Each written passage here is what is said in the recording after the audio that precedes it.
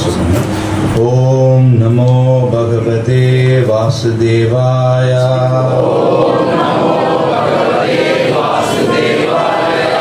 ओम नमो भगवते वासुदेवाय।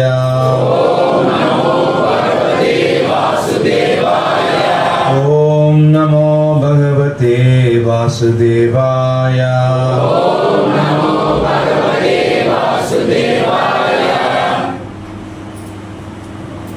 हरे कृष्ण। सो இன்னைக்கு பகவத்கீதை 9வது அத்தியாயம் 14வது ஸ்லோகம் நம்ம பார்க்க இருக்கிறோம். சததம் கீர்த்தயந்தோ மாம் யதந்தஸ்ச திருடவ்ருதா நமஸ்யந்தஸ்ச மாம் பக்த்யா நித்யயுக்தா உபாசதே. மொழிபெயர்ப்பும் பொருளையும் வழங்கிய ஆச்சாரியர் அபய சரணாரவிந்த பக்திவேதாந்த சுவாமி ஸ்ரீல பிரபுபாத் கி ஜெய். சததம் எப்போதும், கீர்த்தயந்த கீர்த்தனம் செய்தபடி, மாம் என்னை, யதந்த முழுதும் முயன்று, ச மேலும், திருடவ்ரதா திடமான உறுதியுடன், நமஸ்யந்த வந்தனை செய்தபடி, ச மேலும், மாம் என்னை, பக்தியா பக்தியுடன், நித்திய யுக்தா நித்தியமாக ஈடுபடுகின்றனர், உபாசத்தே வழிபாட்டில். மொழிபெயர்ப்பு கூட சொல்லுங்க. எப்போதும் எனது புகழை கீர்த்தனம் செய்து கொண்டு, திடமான உறுதியுடன் முயன்று கொண்டு, எனக்கு வந்தனை செய்தபடி இந்த மகாத்மாக்கள் பக்தியுடன் நித்தியமாக என்னை வழிபடுகின்றனர். பொருளுரை: ஒரு சாதாரண மனிதனை முத்திரை குத்துவதன் மூலம் மகாத்மாவை உற்பத்தி செய்ய முடியாது. அவரது அறிகுறிகள் இங்கே விளக்கப்பட்டுள்ளன. மகாத்மா புருஷோத்தமரான முழுமுதற் கடவுள் ஸ்ரீ கிருஷ்ணரின் புகழை கீர்த்தனம் செய்வதில் எப்போதும் ஈடுபட்டுள்ளார். அவர் வேறு எதையும் செய்வதில்லை. அவர் எப்போதும் பகவானை புகழ்வதிலேயே ஈடுபட்டுள்ளார். வேறு விதமாக கூறினால் அவர் அருவவாதி அல்ல. புகழ்வது என்ற கேள்வி எழும்போது ஒருவன் பரமபுருஷரை, அவரது புனித நாமம், அவரது நித்திய ரூபம், அவரது திவ்யமான குணங்கள் மற்றும் அவரது விசேஷமான லீலைகளை கொண்டு புகழ வேண்டும். ஒருவன் இவை அனைத்தையும் புகழ வேண்டும். எனவே மகாத்மா என்பவர் பரமபுருஷ பகவானிடம் பற்றுடையவராக இருப்பார். பரமபுருஷரின் அருவ நிலையில், அதாவது பிரம்ம ஜோதியில் பற்றுதல் உடையவர் பகவத்கீதையில் மகாத்மாவாக விவரிக்கப்படவில்லை. அத்தகையவர் அடுத்த பதத்தில் வேறு விதமாக விளக்கப்படுகின்றனர். ஒரு மகாத்மா ஸ்ரீமத் பாகவதத்தில் பரிந்துரைக்கப்பட்டுள்ளபடி விஷ்ணுவை பற்றி கேட்டல், பாடுதல் போன்ற பக்தி தொண்டின் பல்வேறு செயல்களில் எப்போதும் ஈடுபட்டுள்ளார். அவர் தேவர்களின் தொண்டிலோ மனிதனின் தொண்டிலோ ஈடுபடுவதில்லை. இதுவே பக்தி. ஸ்ரவணம், கீர்த்தனம், விஷ்ணு மற்றும் ஸ்மரணம், பகவானை நினைவு கொள்ளுதல் அத்தகு மகாத்மாவின் இறுதி இலக்கு. இந்த 5 திவ்யமான ரசங்களில் ஏதேனும் ஒன்றில் பரமபுருஷ பகவானுடன் உறவு கொள்வதே ஆகும். அந்த இலக்கை அடைவதில் அவர் திடமான உறுதியுடன் உள்ளார். அந்த வெற்றியை அடைவதற்காக அவர் தனது மனம், உடல், பேச்சு என எல்லாவற்றையும், எல்லா செயல்களையும் பரமபுருஷரான ஸ்ரீ கிருஷ்ணரின் தொண்டில் ஈடுபடுத்துகிறார். இதுவே முழுமையான கிருஷ்ண உணர்வு என்று அழைக்கப்படுகிறது. பக்தி தொண்டில் விரதா என்று அழைக்கப்படும் சில செயல்கள் உள்ளன. பிறையின் 11ஆம் நாளான ஏகாதசி அன்றும் பகவானின் அவதார நாள்களிலும் இந்த விரதங்கள் பின்பற்றப்படுகின்றன. திவ்யமான உலகில் புருஷோத்தமரான முழுமுதற் கடவுளுடன் உறவு கொள்வதில் கருத்துள்ளவர்களுக்காக பெரும் ஆச்சாரியார்கள் இந்த விதிகளை எல்லாம் வகுத்துள்ளனர். மகாத்மாக்கள் இந்த விதிகளை மிகுந்த கவனத்துடன் கடைபிடிப்பதால் விரும்பிய பலனை அடைவது உறுதி. இந்த அத்தியாயத்தின் 2ஆம் பதத்தில் விளக்கியபடி இந்த பக்தி தொண்டு எளியது மட்டுமல்ல, மகிழ்ச்சியான மனதுடன் நிறைவேற்றக்கூடியதும் ஆகும். மிக கடுமையான தவங்களுக்கும் விரதங்களுக்கும் அவசியம் இல்லை. திறமை வாய்ந்த ஆன்மீக குருவால் வழிநடத்தப்பட்டு குடும்பஸ்தனாகவோ பிரம்மச்சாரியாகவோ சந்நியாசியாகவோ எந்த நிலையிலும் ஒருவன் பக்தி தொண்டில் வாழ முடியும். உலகின் எந்த பகுதியிலும் எந்த நிலையிலும் அவன் பரமபுருஷ பகவானுக்கு பக்தி தொண்டு ஆற்ற முடியும். இவ்விதமாக அவன் உண்மையான மகாத்மா ஆகலாம். ஓம் தத்சத். ओम अज्ञानातिमिरान्धस्य ज्ञानाञ्जनशलाकया चक्षुरुन्मीलितं येन तस्मै श्री गुरवे नमः. श्री चैतन्य मनोभीष्टं स्थापितं येन भूतले स्वयं रूप कदा मह्यं ददाति स्वपदान्तिकं. नमो विष्णुपादाय कृष्णप्रेष्ठाय पुत्रे श्रीमते जगपताय स्वामिनिति नामिने नमाचार्यपादाय नताय कृपप्रदायिने गौरगतदामदाय नहरग्रामदारिणे. नमो विष्णुपादाय कृष्णप्रेष्ठाय भूतले श्रीमते भक्ति वेदांत स्वामिनिति नामिने नमस्ते सारस्वती देवे गौरवाणी प्रचारिणे निर्विशेष शून्यवादी पाश्चात्यदेशतारिणे. जय श्री कृष्ण चैतन्य प्रभु नित्यानंद श्री अद्वैत गदाधर श्रीवासादि गौरभक्तवृंद. हरे कृष्णा कृष्णा कृष्णा हरे हरे हरे राम राम हरे हरे. ஸோ ஒவ்வொரு ஞாயிற்றுக்கிழமையும் ஈரோடு இஸ்கான் கோவில் நடைபெறும் இந்த சத்சங்க நிகழ்ச்சியில் கலந்துக்கிறவங்க எல்லாரையும் வரவேற்கிறோம். மேலும் உங்கள் எல்லாருக்கும் நன்றி சொல்கிறோம். ஸோ இந்த பகவத்கீதை 9வது அத்தியாயத்தில் 14வது ஸ்லோகம் நம்ம பார்க்க இருக்கிறோம். ஸோ இந்த அத்தியாயத்தோட பேர் மிக ரகசியமான அறிவு. ஸோ வாழ்க்கையில் பார்த்தீங்க அப்படின்னு சொன்னால் நமக்கு அடிப்படையாக கண்டிப்பாக சில அறிவுகள் தேவைப்படும். இல்லைங்களா? சில அறிவுகள் தேவைப்படும். எல்லா மனிதர்கள்ட்டையும் ஏதாவது ஒரு அறிவு இருக்கும். சரிங்களா? அறிவு இல்லாத மனிதன் கண்டிப்பாக இருக்கும். ஏதாவது ஒரு அறிவு இருக்கும். ஓகேங்களா? அதில் அந்த அறிவெல்லாம் நம்ம எப்படி உபயோகப்படுத்துகிறோம் அப்படின்னு சொன்னால் அந்த அறிவு எல்லாமே நம்ம நம்மளுடைய ஏதாவது பௌதீக தேவைகளை நிறைவேற்றிக்கிறதுக்காக அந்த அறிவியெல்லாம் நம்ம உபயோகப்படுத்தணும். சரிங்களா? இங்க கிருஷ்ணா மிக ரகசியமான அறிவு கொடுக்குறாரு. அப்படின்னா என்ன அப்படின்னா, இந்த அறிவு எதற்கானது அல்ல அப்படின்னா நம்மளுடைய பௌதீக தேவைகளுக்காக அல்ல. முதல்ல அதை புரிஞ்சுக்கணும். சரிங்களா? பௌதீக தேவை அப்படின்னு சொன்னாவே எனக்கு பணம் நிறைய வேணும், எனக்கு நான் வீடு கட்டுறதுக்காக ஏதாவது பண்ணணும், அல்லது நான் ஏதாவது எங்கள் வீட்டில் திருமணத்தை நான் யாருக்காவது நடத்தி வைக்கணும். சரிங்களா? இந்த மாதிரி பல பௌதிக தேவைகள், எனக்கு கார் வேணும், இன்னும் நல்லா பெரிய அளவில் எதிர்பார்க்குறோம் அப்படின்னு சொன்னால் 100 கோடி பணம் வேணும். ஸோ அப்படிலாம் எப்படி வேணாலும் நம்ம ரைஸ் பண்ணிகிட்டே போகலாம். சரிங்களா? இந்த மாதிரி பௌதீக தேவைகளுக்காக இந்த அறிவை பயன்படுத்தக்கூடாது. சரிங்களா? இதை எதுக்கு பயன்படுத்தலாம் அப்படின்னு சொன்னால் இந்த அறிவு மூலமாக இப்போ நம்ம என்னெல்லாம் இந்த பௌதிக தேவைகள் எல்லாம் எதிர்பார்க்குறோமோ இதெல்லாம் இந்த உலகத்தில் தற்காலிகமாக கொஞ்ச நாள் நம்ம கூட இருக்கும். சரிங்களா? ஃபார் எக்ஸாம்பிள் என்கிட்ட ஒரு சொத்து இருக்குன்னு வச்சுக்கோங்களேன். ஏதாவது ஒரு 10 ஏக்கரா சொத்து இருக்குது அப்படின்னு சொன்னால் அந்த 10 ஏக்கரா சொத்துங்கிறது நான் பிறக்கிறதுக்கு முன்னாடி இங்கே தான் இருந்துச்சு. சரிங்களா? நான் இறந்ததுக்கு அப்புறமும் அந்த 10 ஏக்கரா இங்கே தான் இருக்கும். இடையில கொஞ்ச நாள் நான் இருக்கும்போது அது என்னோடதுன்ட்டு உட்காந்துருக்கு. சரிங்களா? இந்த மாதிரியான இது இருக்கக்கூடாது. உரிமை கொண்டாடுற இது இருக்கக்கூடாது. சரிங்களா? நமக்கு அது புரியணும். இது நிரந்தரம் அல்ல அப்படின்னு புரியணும். அப்போ இந்த பௌதீக தேவைகளுக்காக என்னுடைய அறிவை உபயோகப்படுத்தக்கூடாதுன்னா அப்போ எனக்கு அறிவு எதுக்காக வேணும்? இங்கே கிருஷ்ணா எந்த அறிவை கொடுக்குறாரு அப்படின்னா, நான் இந்த உலகத்தை சார்ந்தவன் கிடையாதுன்னு முதல்ல புரிஞ்சுக்கிறதுக்காக இந்த மிக ரகசியமான அறிவை கொடுக்குறாரு. இந்த உலகத்துக்கு நமக்கு சம்பந்தம் இல்லை. நம்ம அப்படி நினைக்கிறோமா அப்படின்னா இல்லை. நாம் என்ன நினைக்கிறோம், இந்த உலகத்தோட உப பொருட்கள், இந்த என்ன சொல்கிறது, இங்கே உருவாக்கப்பட்ட பொருட்கள், நம்ம இங்கே தான் உருவாக்கப்பட்டிருக்கிறோம், இங்கே தான் நம்ம இருக்கிறோம் அப்படின்னு சொல்லி நம்ம நினைக்கிறோம். ஆக்சுவலாக நம்ம இந்த உலகத்தை சார்ந்தவங்க கிடையாது. சரிங்களா?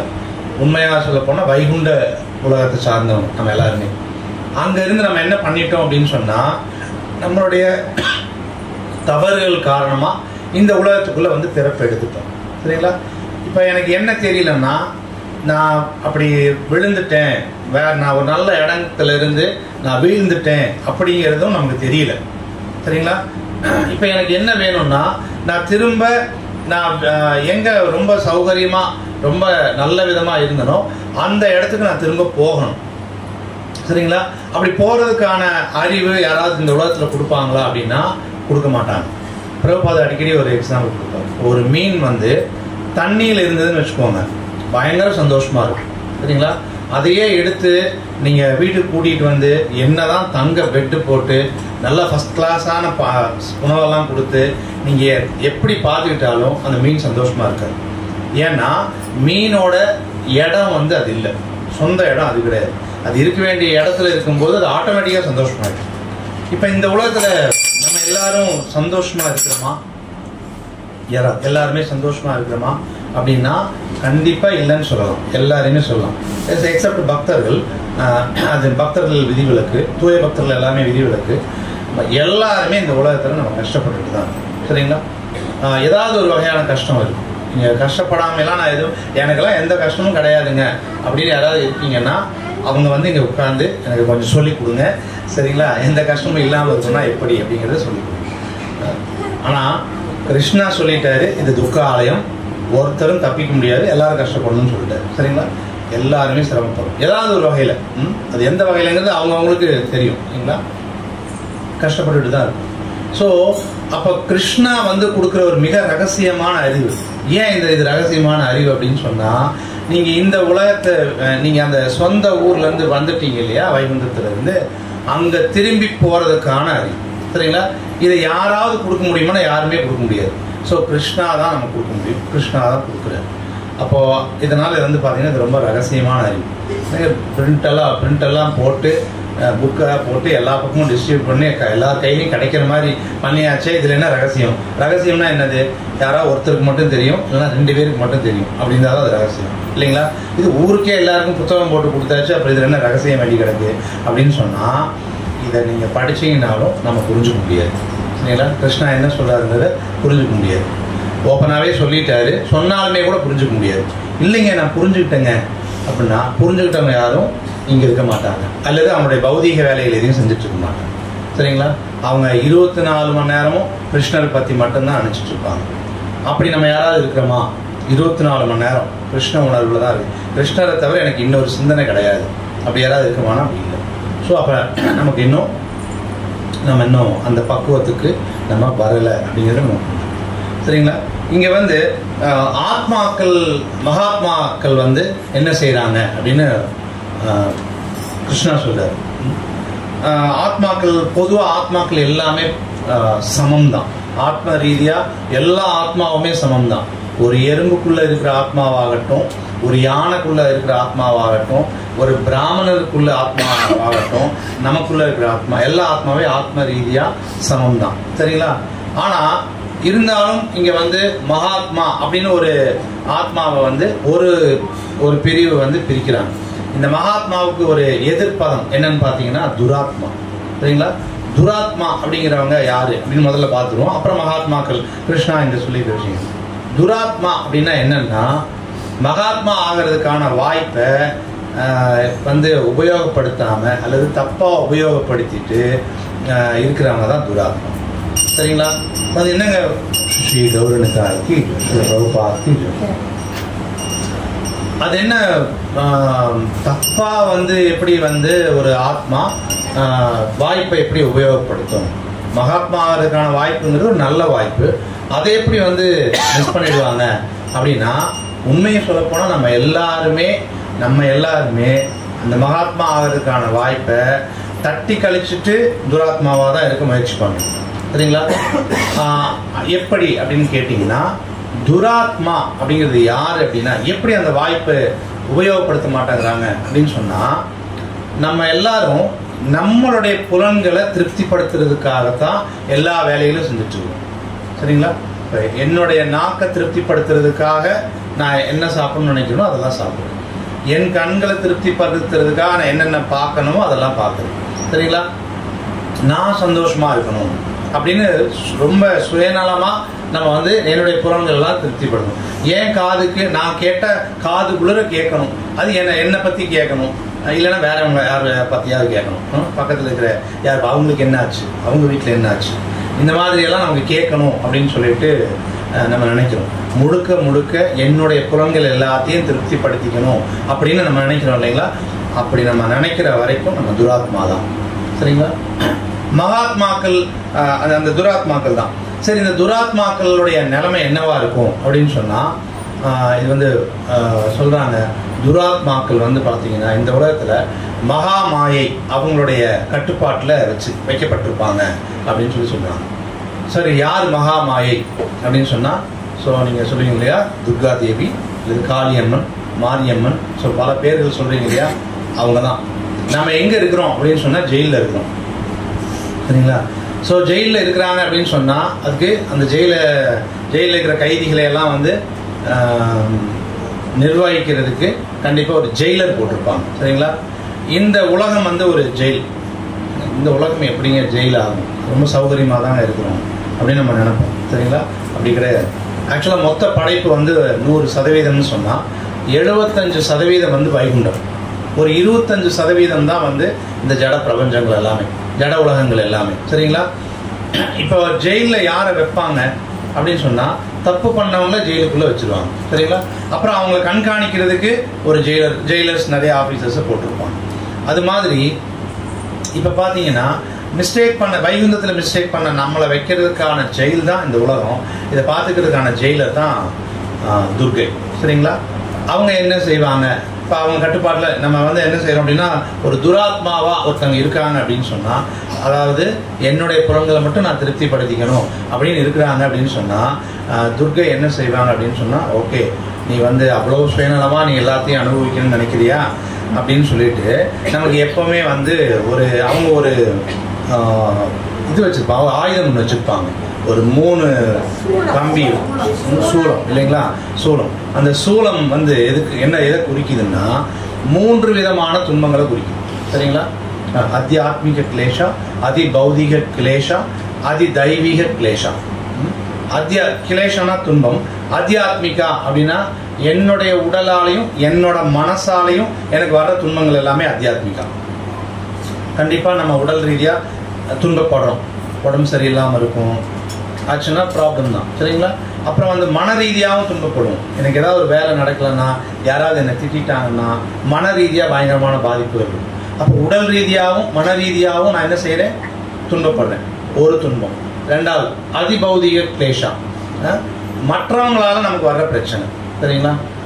ஸ்கூல் குழந்தைகளெல்லாம் கேட்டிங்கன்னா டீச்சர்ஸ் தான் வந்து எங்களுக்கு கொடுக்குற பிரச்சனைகள்லாம் முதல்ல கொடுக்குறாங்க அப்படின்னு சொல்லுவாங்க அவங்கள பொறுத்த வரைக்கும். ஸோ நம்ம என்ன பண்ணுவோம், எதிர்த்த வீட்டுக்காரன் எனக்கு ஏதாவது கொடுக்குறான், இவனால் பெரிய பிரச்சனை, பங்காளினால பிரச்சனை, சொந்தக்காரனால பிரச்சனை, எல்லாரும் ஏதாவது பிரச்சனை கொடுத்துட்டே, ஏதாவது துன்பத்தை கொடுத்துட்டே இருக்கிறாங்க, எல்லாரையும் குற்றம் சாட்டுவாங்க, சரிங்களா? இது அதி பௌதிகம். அதி தெய்வீக அப்படின்னா தேவர்களுக்கு நம்ம ஒழுங்காக யாகம் பண்ணலை, ஒன்றும் கண்டுக்கல, நம்ம என்ன செய்கிறோம்னா வாங்கிறதோடு சரி, சரிங்களா? இப்போ ஆறு போகுதா, அந்த ஆறை நம்ம யூஸ் பண்ணுறோம், நம்ம வேணுங்கிற அளவுக்கு யூஸ் பண்ணுறோம், வேணுங்கிற அளவுக்கு யூஸ் மட்டுமா பண்ணுறோம் அப்படின்னா வேண்டாத அளவுக்கு அதுக்கு எடுத்தும் விடுறோம், சரிங்களா? ஆறாகட்டும், எந்த ஒரு இயற்கை வளங்களாகட்டும், இதையெல்லாம் நம்ம என்ன செய்யணும்னா மழை ஆகட்டும், எல்லா விஷயத்தையுமே நம்ம அப்படி பண்ணுறோம். அப்போ நாம யாகம் அவங்க இப்போ இதெல்லாம் யார் கொடுக்குறாங்கன்னு என்னைக்காவது நம்ம யோசிக்கிறோமானா கிடையாது. ஒரு தேவர்கள் வந்து அவங்க இதெல்லாம் கொடுக்குறாங்க அப்படின்னு சொன்னால் அதுக்கு நம்ம ஏதாவது நன்றி செலுத்தணும். நம்ம நன்றியும் செலுத்த மாட்டோம், கொடுத்ததை உபயோகமும் படுத்துவோம், அதை வேஸ்ட்டும் பண்ணுவோம். இப்போ இதெல்லாம் பண்ணும்போது அவங்க என்ன செய்வாங்க, நீங்கள் ரொம்ப பண்ணுறீங்க, உங்களுக்கு ஏதாவது செஞ்சே ஆகணும்னா அவங்க சில துன்பங்கள் கொடுப்பாங்க.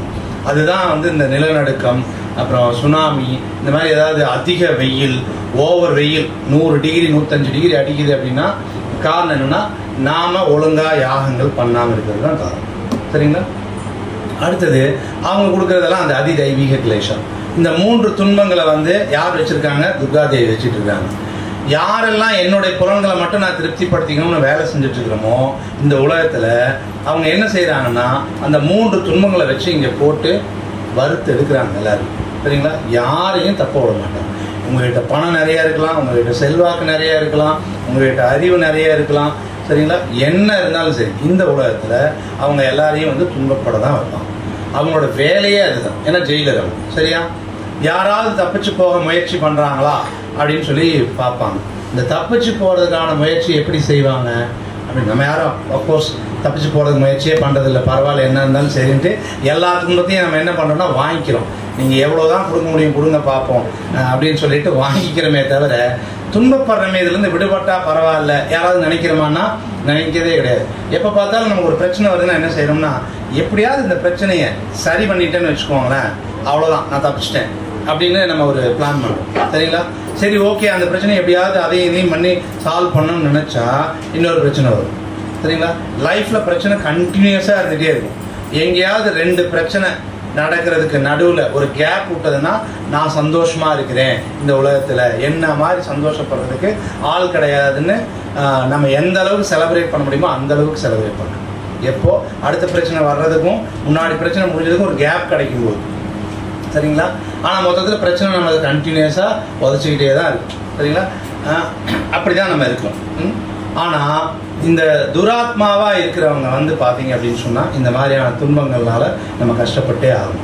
ஏன்னா என்னுடைய புறங்களை திருப்திப்படுத்துறதுலேயே நான் வந்து புரியாது. அப்போ வந்து அடுத்தது, அப்போ யார் மகாத்மா அப்படிங்கிறதுக்கான விளக்கம் வந்து இங்கே கொடுக்குறாங்க. சரிங்களா? இப்போ மகாத்மா யார் அப்படின்னு சொன்னால் தெளிவாக சொல்கிறாரு. கிருஷ்ணா பேசுகிற ஸ்லோகம் இது, எனது புகழை கீர்த்தனம் செய்து கொண்டு அப்படின்னு சொல்கிறாரு. ஸோ நம்ம புகழை கீர்த்தனம் அப்படின்னு சொன்னால் புகழ் பேசுறது. சரிங்களா? இன்னைக்கு இந்த உலகத்தில் நம்ம என்ன செய்கிறோம் அப்படின்னு சொன்னால் நிறைய பேரை நம்ம புகழ்கிறோம். சரிங்களா?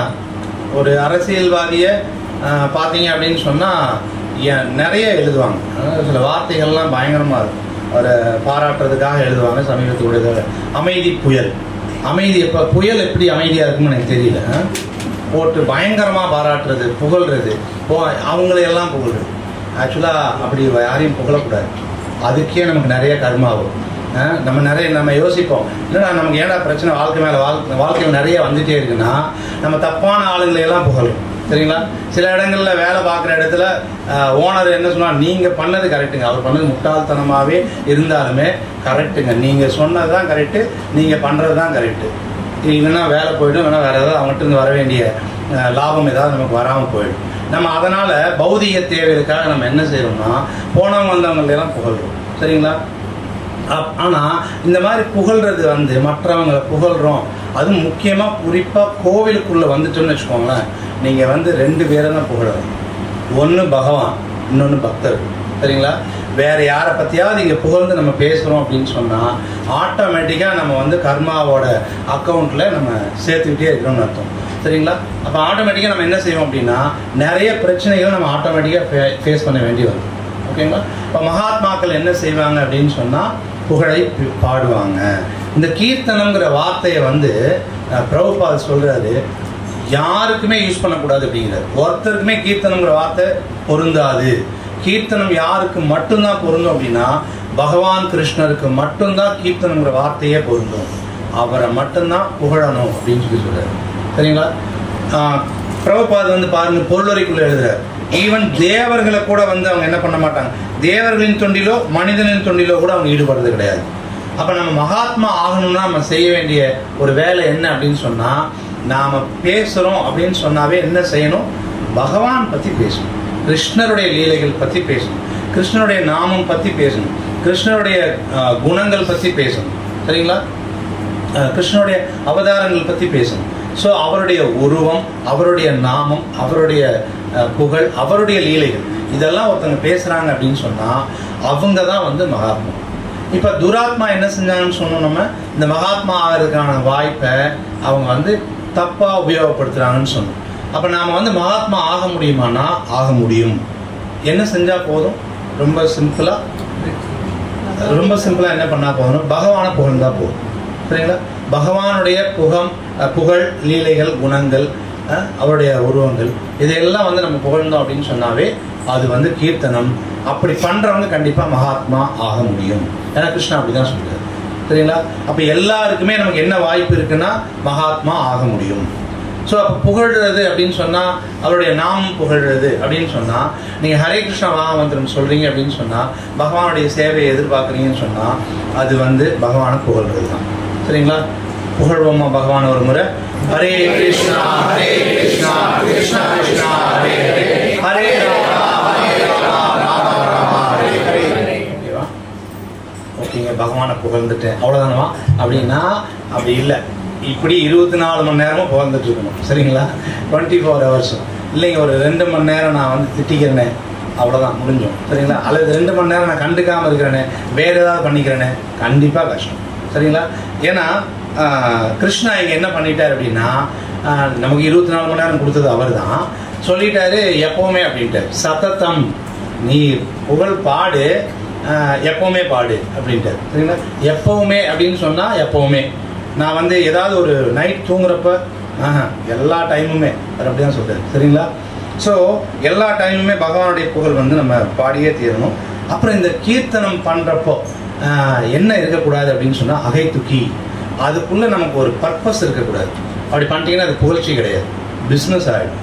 ஃபார் எக்ஸாம்பிள், நான் வந்து ஹரே கிருஷ்ண மகாமந்திரம் இந்த கோவிலுக்கு போனேங்க, ஒரு டெய்லி 108 தடவை சொன்னாங்க. ஒரு வாரம் சொல்லிகிட்டு இருந்தேன், 1 லட்ச ரூபா பணம் வந்துச்சு, வியாபாரத்தில் கொஞ்சம் பணம் வந்துச்சு. அப்போ இந்த கோயிலுக்கு போனீங்கன்னா ஜபம் பண்ணிங்கன்னா அப்படின்ட்டிங்கனாவே அந்த புகழ் பேசுகிறீங்க இல்லையா, அது முடிஞ்சு போச்சுன்னு இருக்கும். அது ஆக்சுவலாக அந்த கீர்த்தனம் பண்ணவே கூடாதுங்கிறார் பிரபுபா. எனக்கு உடம்பு சரியில்லாமல் இருந்துச்சுங்க, ரொம்ப நாளாக இந்த கோவிலுக்கு போனேன், கீர்த்தன் பண்ண சொன்னாங்க, பாடிக்கிட்டு இருந்தேன், வியாதி சரியாயிடுச்சுங்க.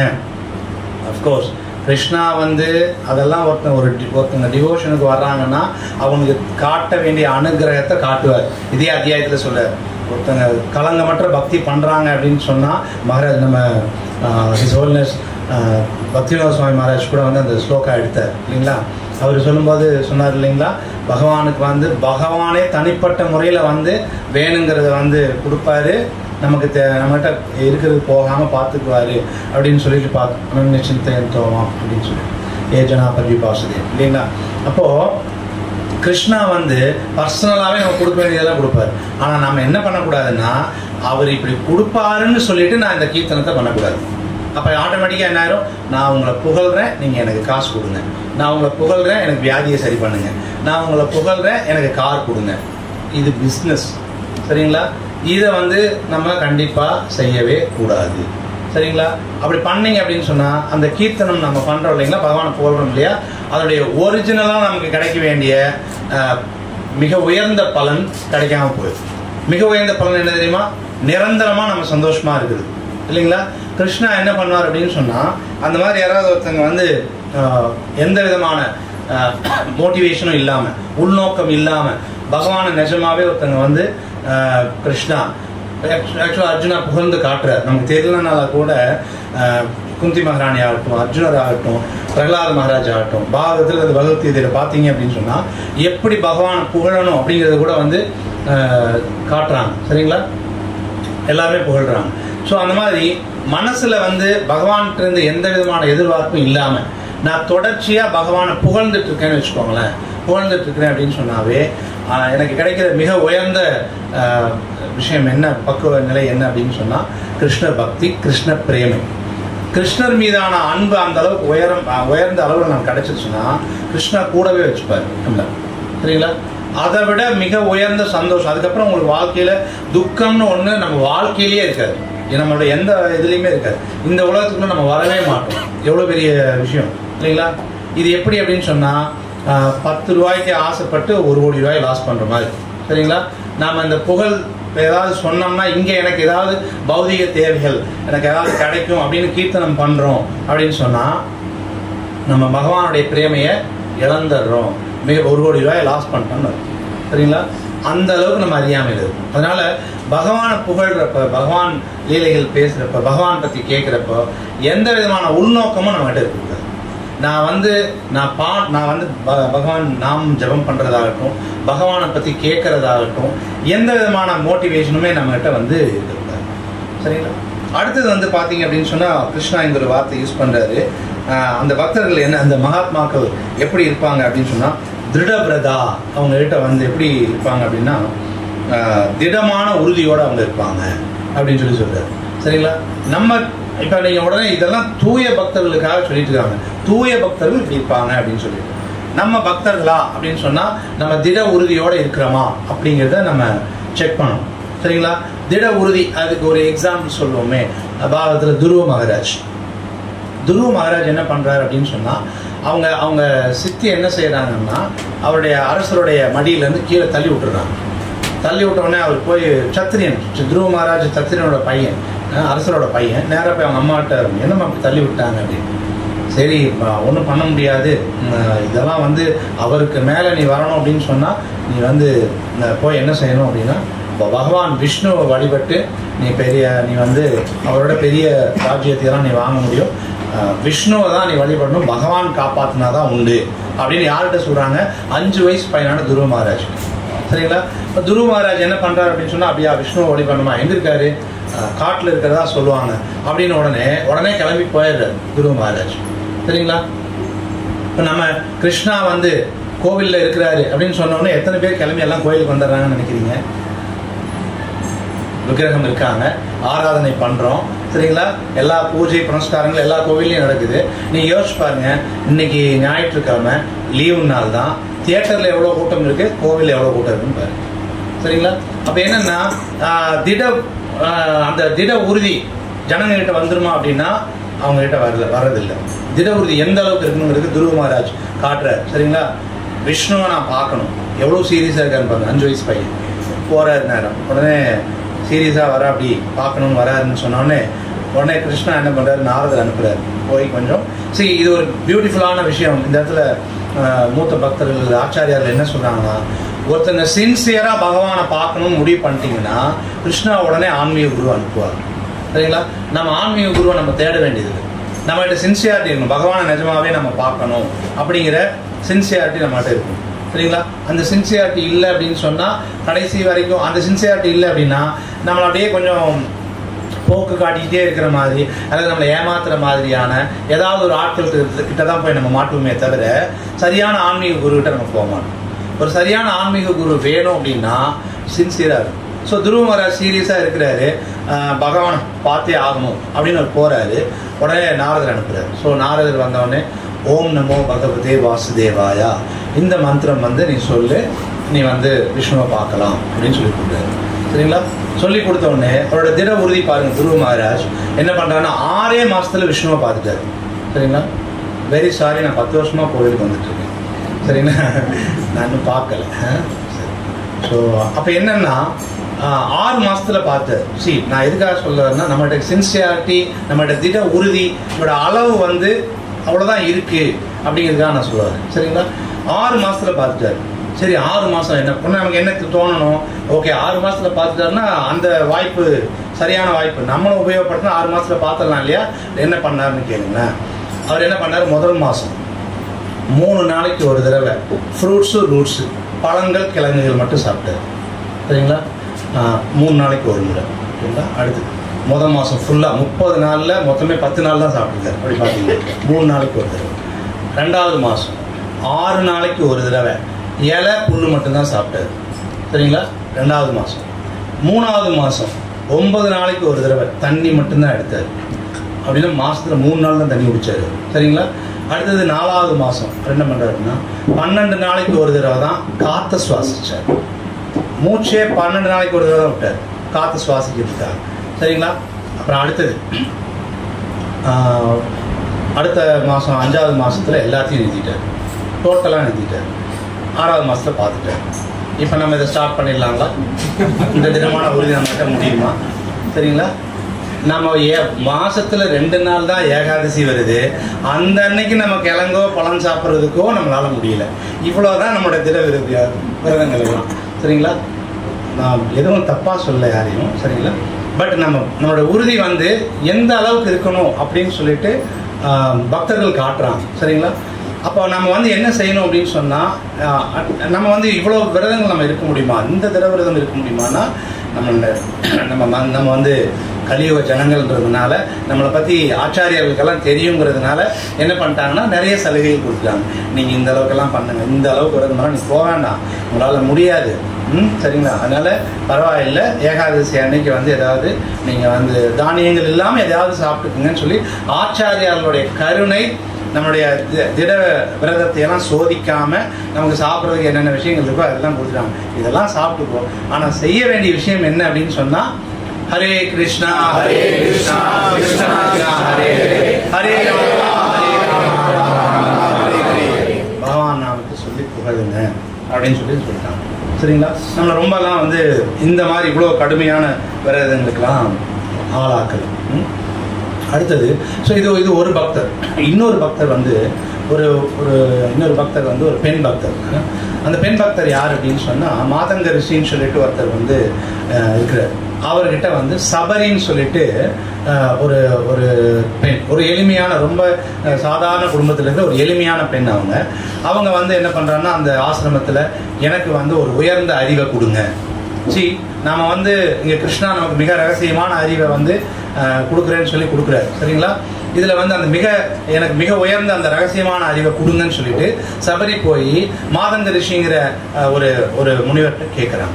உடனே அந்த முனிவர் என்ன செய்யறாருன்னா, ஓகே, நீங்கள் இந்த ஆசிரமத்தில் இந்த ஆசிரமத்தில் செய்ய வேண்டிய சேவைகள் எல்லாம் செஞ்சுட்டு இருங்க அப்படின்னு சொல்லி சொல்றாங்க.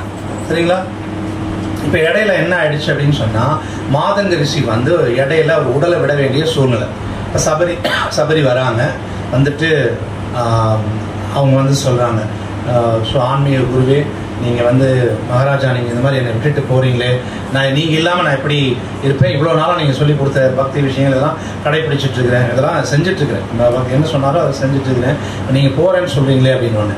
அவர் மாதங்க ரிஷி சொல்கிறாரு, நான் வந்து உனக்கு ஒரு வரம் தரேன், நீ வந்து பகவானை நேருக்கு நேராக நீ பார்ப்பேன் அப்படின்னு சொல்லி சொல்கிறார். நீ என்ன செய்கிறேன்னா, இப்போ என்ன செஞ்சுட்டு இருந்தே இதே ஆசிரமத்தில் இருந்து தொடர்ச்சியாக செஞ்சுட்டு இருக்கு அப்படின்னு சொல்லிட்டு அவர் வந்து உடலை விட்டுட்டு அவர் வைகுண்டா போயிடுறாரு. சரிங்களா? நம்ம சொல்லி கொடுத்து அவர் போயாச்சு. இப்போ நமக்கு யாராவது ஒருத்தர் வழிகாட்டிட்டு இருந்து விட்டுட்டு இப்படி கிளம்பிட்டாங்கன்னா நம்ம என்ன செய்வோம்னு நினைக்கிறீங்க? 2 நாள் ஆசிரமத்தை கூட்டுவோம், 3ஆவது நாள் ஆள் இல்லாத கடையில் எதுக்குப்பா டீ ஆட்டிட்டு இருக்கிறோம் அப்படின்னு சொல்லிட்டு கிளம்பிடுவோம். இல்லைங்களா? இல்லையா? அப்போ நம்ம என்னன்னா, நம்ம வந்து உடனே நம்ம முடிவு என்ன எடுப்போம்னா, அந்த ஆச்சாரியார்களுடைய வார்த்தை மேல நமக்கு நம்பிக்கை வந்து அவ்வளவு வருமா அப்படின்னா அப்படி வரல. எப்பவுமே பிரபுபாத சொன்ன விஷயங்கள் மேல எனக்கு நம்பிக்கை வந்துச்சா அப்படின்னா எனக்கு வரல. அதனாலதான் நான் வந்து சீரியஸா இல்லாம இருக்கேன். சரிங்களா? அப்ப ஆச்சாரியார்கள் மேல, அவங்களுடைய வார்த்தைகள் மேல நம்பிக்கை இருக்கணும். சரிங்களா? அப்பதான் வந்து என்ன நடக்கும் அப்படின்னு சொன்னா, நமக்கு வந்து நம்ம பக்தியில வந்து முன்னேற முடியும். நம்ம மகாத்மா ஆகணும் அப்படின்னா ஆச்சாரியாருடைய வார்த்தை மேல நம்பிக்கை இருக்கும். சரிங்களா? சபரி என்ன பண்ணாங்கன்னா, நமக்கு மாறாக அவங்க என்ன செஞ்சாங்கன்னா, தினமும் அதே மாதிரி பகவான் இன்னைக்கு வருவார் அப்படின்னு சொல்லி அந்த பாதையை அழகா எல்லாம் கூட்டி வச்சுட்டு மலர்கள்லாம் வச்சு அலங்காரம் பண்ணிட்டு டெய்லியும் வந்து நாவல் பழம் எடுத்து அதை என்ன செய்வாங்கன்னா, அந்த நாவல் பழத்தை வந்து பகவானுக்கு கொடுக்கணும். இருக்கிறதுலே பெஸ்ட்டாக நம்ம கொடுக்கணும். ஏன்னா ஏற்கனவே சொல்லியிருப்பாரு அவருடைய குரு. அதனால நான் வந்து ஏதாவது ஒரு பழத்தையெல்லாம் கொடுத்துடக்கூடாது, அது நல்லா டேஸ்ட்டாக இருக்கான்னு பார்க்கணும்னு சொல்லி கடிச்சு பார்த்துட்டு, ஓகே இது டேஸ்ட்டாக இருக்குதுன்னு சொல்லி கடிச்சு பார்த்து பாதி பழத்தை எடுத்து ஒரு கூடையில் சேர்த்து வைப்பாங்க. சரிங்களா? இப்படி அவங்க வந்து பல வருஷங்கள் வந்து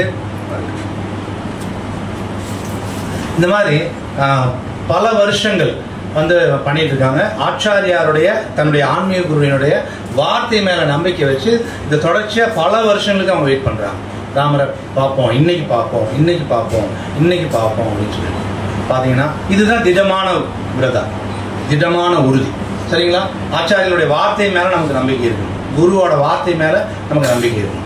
ஸோ அப்போ என்ன பண்றாங்க அப்படின்னு சொன்னா, அவங்க வந்தோடனே ராமர் லக்ஷ்மணர் 2 பேரும் ஒரு டைம் வராங்க. ஸோ ஆக்சுவலாக வந்து அது இன்னொரு ஸ்டோரி கொஞ்சம் பெருசாக இருக்கும். Due to rain time up, அதனால் அப்படிதான் குறிப்பு வந்திருக்கு, அதனால் நம்ம முடிச்சுப்போம். சரிங்களா? அப்போ என்னன்னா, அவங்க என்ன செய்கிறாங்க அப்படின்னு சொன்னால், அந்த ராமரும் லக்ஷ்மணரும் அவங்க ஆசிரமத்துக்கு வராங்க. வந்தவுடனே சபரி என்ன செய்கிறாங்கன்னா, ராமரை பார்த்த உடனே அவ்வளோ சந்தோஷம் அவங்களுக்கு, ராமர் வந்துட்டாரு பாருங்க. அவங்க வந்து அந்த திடவிரதம், ஆன்மீக குரு சொன்ன, ஆச்சாரியா சொன்ன விஷயத்து மேல நம்பிக்கை வச்சு பகவானை பார்த்துடுறாங்க. அவங்க செஞ்ச விஷயம் ஆன்மீக குரு சொன்னதை திருப்பி செஞ்சுட்டு இருந்தாங்க. அவ்வளவுதான் அவங்களுடைய திடவிரதம், அதுதான். சரிங்களா? திடமான மன உறுதி. அப்படி இருந்துட்டு அவங்க பார்த்துட்டாங்க. சரி, பார்த்த உடனே அதுக்கப்புறம் ராம லக்ஷ்மணர் வந்தாங்க. ராமர் வந்து பார்த்தீங்க அப்படின்னு சொன்னால் அவங்களுக்கு முக்தி கொடுத்துட்றாங்க. சரிங்களா? ஸோ இந்த மாதிரியான திட விரதம் அப்படிங்கிறது வந்து நம்மகிட்ட இருக்கணும் அப்படிங்கிறதையும் கிருஷ்ணா வந்து, மகாத்மா ஆகணும்னா இது வந்து குவாலிஃபிகேஷன், இது வந்து தகுதி. சரிங்களா? இந்த தகுதி இல்லைன்னா நம்ம மகாத்மா ஆக முடியாது. அதனால நம்ம எல்லாருக்குமே மகாத்மா ஆகிறதுக்கான வாய்ப்பு இருக்கு. ஸோ அதனால மகாத்மா ஆகணும்னா நம்ம செய்ய வேண்டிய விஷயம், நம்ம ஆச்சாரியார் பிரபுபாதருடைய வார்த்தை மேல நமக்கு நம்பிக்கை வரணும். பிரபுபாத நம்மகிட்ட வந்து கடுமையான விரதங்கள்லாம் வந்து சொல்லவே இல்லை. சரிங்களா?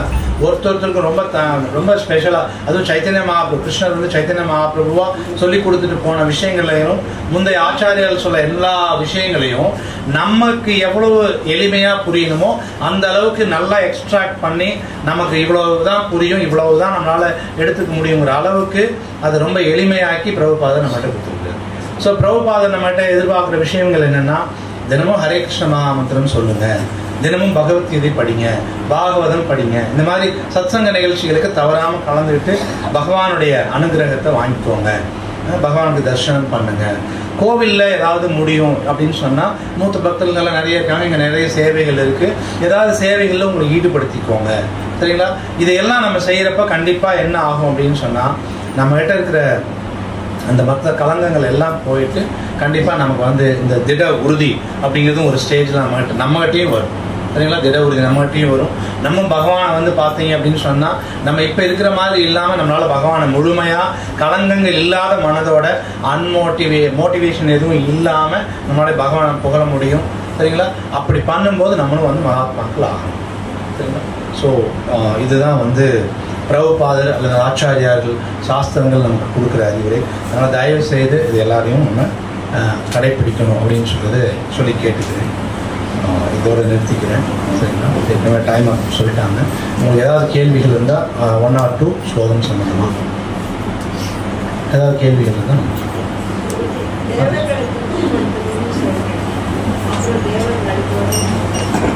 Mataji very good.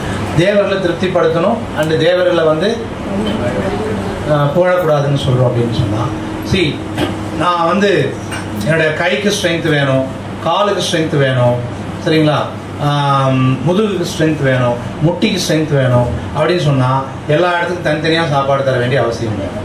ஸ்ட்ரைட்டாக சாப்பாடு வயிற்றுக்கு கொடுத்தீங்கன்னா போதும், இல்லைங்களா? அது மாதிரி பகவான் கிருஷ்ணரை திருப்தி படுத்திட்டீங்கன்னாவே எல்லா தேவர்களும் திருப்தி ஆகிடுவாங்க. சரிங்களா? இதை வந்து இதுவும் பாகவதத்தில் சொல்லப்படுது. சரிங்களா? அதனால் பகவான் கிருஷ்ணரை ஒருத்தர் திருப்திப்படுத்துகிறவங்க தான் மகாத்மா. அதை பண்ணால் வேறு ஏதாவது கேள்வி இருக்குங்களா? ஒரு கேள்வி கேட்குறாங்க. ஃபஸ்ட்டு கல்யாணம் ஆச்சுன்னா சந்தோஷம் சொல்கிறாங்க. சரி. கல்யாணம் ஆகி குழந்தைங்க பிறந்தா சந்தோஷங்கிறாங்க. சரி. குழந்தைங்க பிறந்தாலுமே நமக்கு நிம்மதி கிடையாதுங்க. நிம்மதி எத்தனை பிள்ளைங்க பார்த்தாலும் நம்ம சந்தோஷம் இருக்கிறதுக்கு யாரும் இல்லைங்க. சந்தோஷம் யார் சொன்னாங்க உங்களுக்கு? இப்போ நீங்கள் சொல்லதான் சொல்கிறேன். எப்பவுமே நம்ம வந்து கவலையோடு தான் இருக்கணும். ஆமாம், அது கிருஷ்ணர் அப்படி தான் சொல்கிறாரு. இப்போ நீங்கள் என்ன சொன்னீங்களோ அது கிருஷ்ணர் முன்னாடியே இந்த உலகம் துக்க ஆலயம் அப்படின்ட்டு நீங்கள் யாரும் சந்தோஷமாக இருக்க முடியாதுன்னு சொல்லிட்டாரு. நாம் அப்படி நினைக்கிறது இல்லையே. நாம சந்தோஷம் நம்ம தான் நினைச்சுக்கிறோம். கிருஷ்ணா அப்படி சொல்ல, இது துக்க ஆலயம்ட்டாரு, இங்கே நீங்கள் கஷ்டம் தான் படுவீங்கன்ட்டாரு. அதுக்கு தான் அவர் என்ன சொல்றாருன்னா, இங்கே இருக்காத, நான் இருக்கிற இடத்துக்கு வாங்கன்னு கொடுத்துறாரு. இப்போ அவர் இருக்கிற இடத்துக்கு போகணுங்கிறதுக்காக அது எல்லாமே பண்ணிட்டு இருக்கோம். சரிங்களா? இங்கே இருந்தால் கஷ்டம் தான் படுவோங்கிறத சொல்லிட்டாரு.